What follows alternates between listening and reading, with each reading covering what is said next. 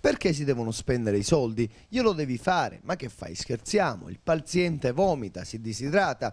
Queste le parole della dottoressa Maria Rosaria Valerio, che si opponeva alle iniziative terapeutiche della sua collega, la dottoressa Latteri, che rispondeva: allora non hai capito che la prassi che fai tu costa alla clinica 250 euro e quello mi dà 100 euro.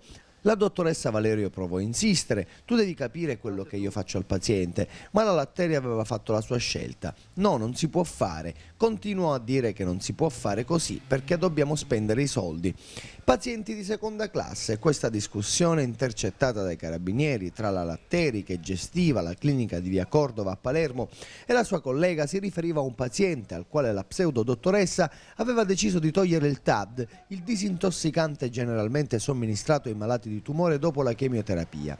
La scelta di sospendere il TAD riguardava tutti quei pazienti entrati nella clinica con un day service per i quali la regione rimborsa solo 100 euro a seduta. Così nella clinica palermitana, per economizzare, si decise di distinguere i malati di tumore in pazienti di prima e seconda classe. I pazienti di serie B hanno subito, oltre alle atroci sofferenze causate dal cancro, anche i dolori causati da una terapia somministrata volutamente in maniera sbagliata, eliminando medicine necessarie alla terapia e alleviare le sofferenze dei malati.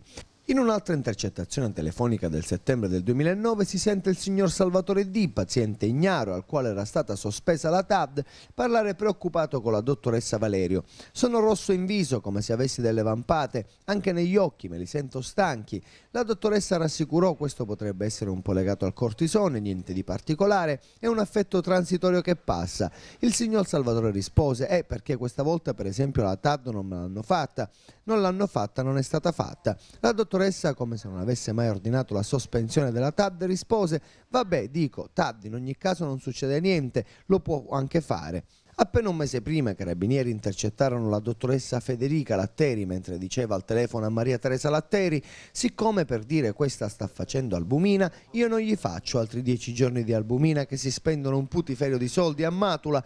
L'interlocutrice rispose: no, infatti, loro, i parenti, sperano che muoia. Io magari ci scrivo in cartella che loro rifiutano di fare qualsiasi procedura e la terapia, replicò Federica. A quel punto Maria Teresa la incoraggiò: di questo non ti preoccupare assolutamente.